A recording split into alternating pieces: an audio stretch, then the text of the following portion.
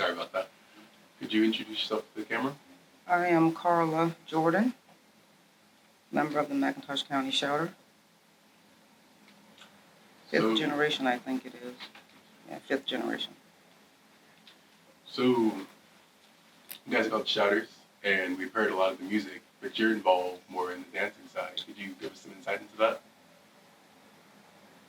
I wouldn't necessarily call it dancing. Oh, I should have warned. I knew not. I didn't warn the students about the dancing, so I did explain it a little bit. It's more of a movement. The movement comes with the songs. We like pantomime movements from the lyrics of the songs. And most of the time, you can't shout unless you feel it, if that makes sense. You have to feel it in order to do it.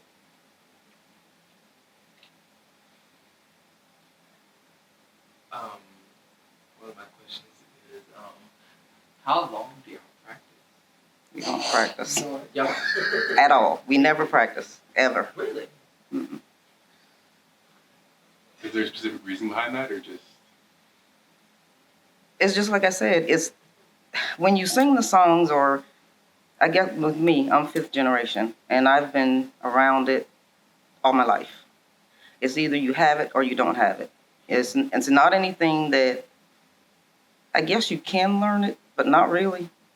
You're interested or not interested, and either you're going to know how to do it or you're not going to know how to do it.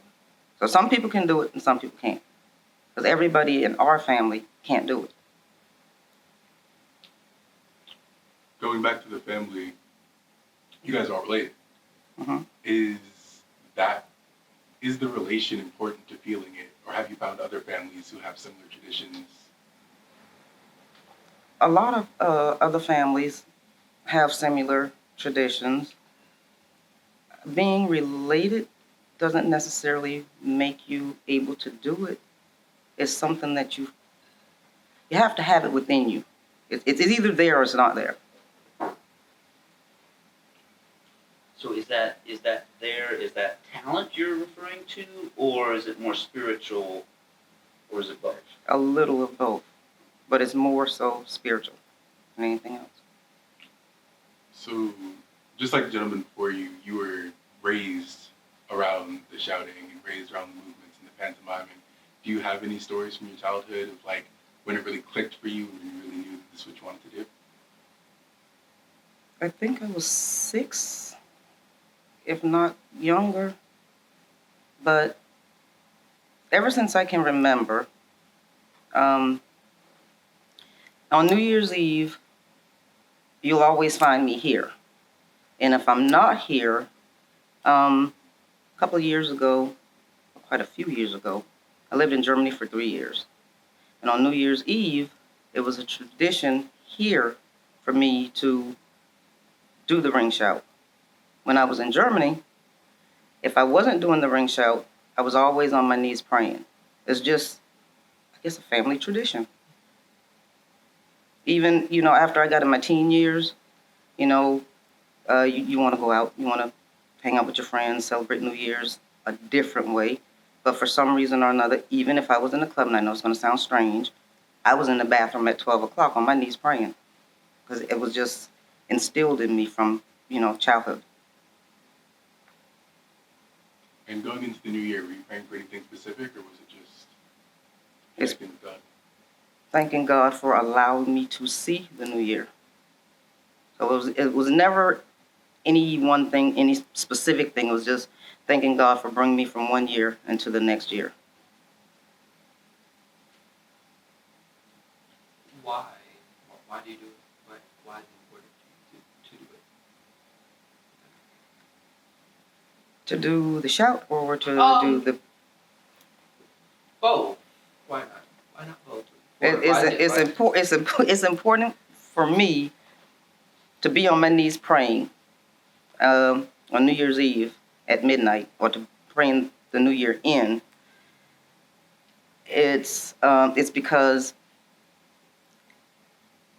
if you look back over your life from the previous year, even just a minute into the new year, If you look back over everything that you've been through the year before that, and each year, for me anyway, if I'm on my knees at midnight and thanking God for the good and the bad, each year it gets better. It's always better the next year. So that was always instilled in me to pray, be conscious of what you pray for, and always thank God for everything that you have, good and bad. Because there's a lesson to be learned in the bad stuff, also in the good stuff. So you just need to be aware of it and learn to appreciate, those types of things. As far as the ring shout goes, for me to still do it and have been doing it all the years that I have been doing it,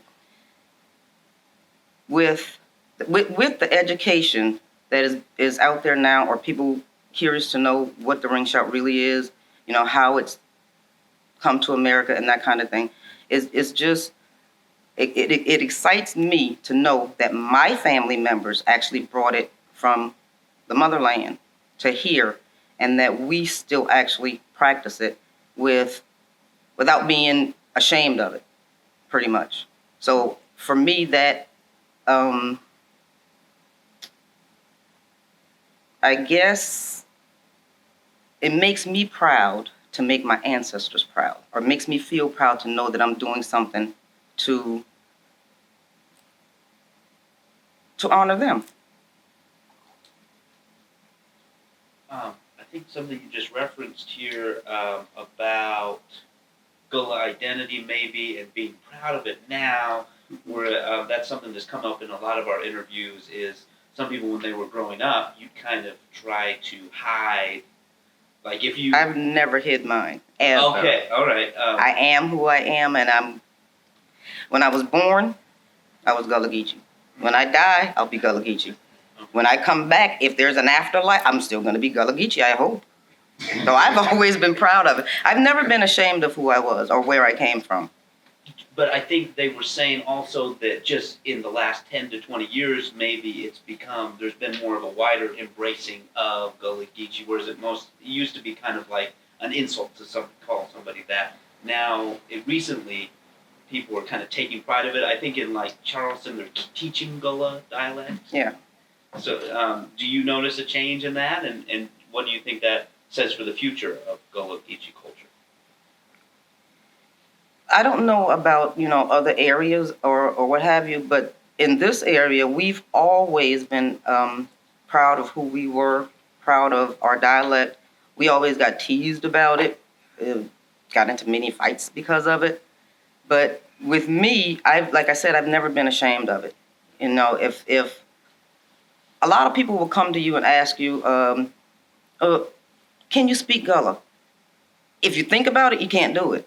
So most of the times when we talk amongst ourselves, you can hear it more and you'll see it more. But if someone come up to you and ask you, can you speak Gullah for me? It's harder to do it if you got to think about it, or it's hard to do it if you have no one to speak it to, per se. But I've never been ashamed of it, always been proud of it. A lot of times people,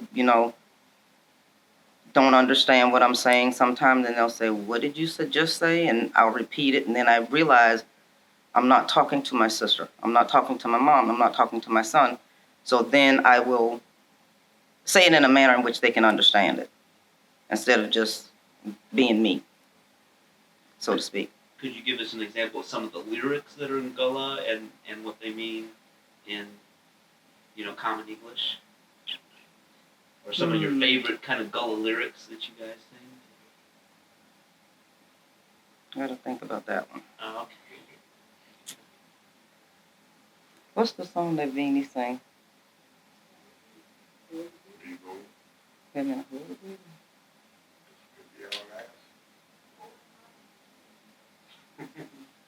I guess Hold a Baby could be one. And, hold a baby, hold 'em. Hold a baby, hold 'em. Hold a baby, hold 'em. And it's like, rock mama baby, hold 'em. Hold 'em is hold. Well, hold the baby is hold the baby. where sinner gone is where did the sinner go? Like I said, it's really hard to say something or explain something if I'm not having a conversation with someone and then you ask me, what was that they just said? Or for instance, if I wanted to tell you, look at that, look at it, would be look at that. Or over there, over yonder. Come here. Come here. Want to go on? Where are you going?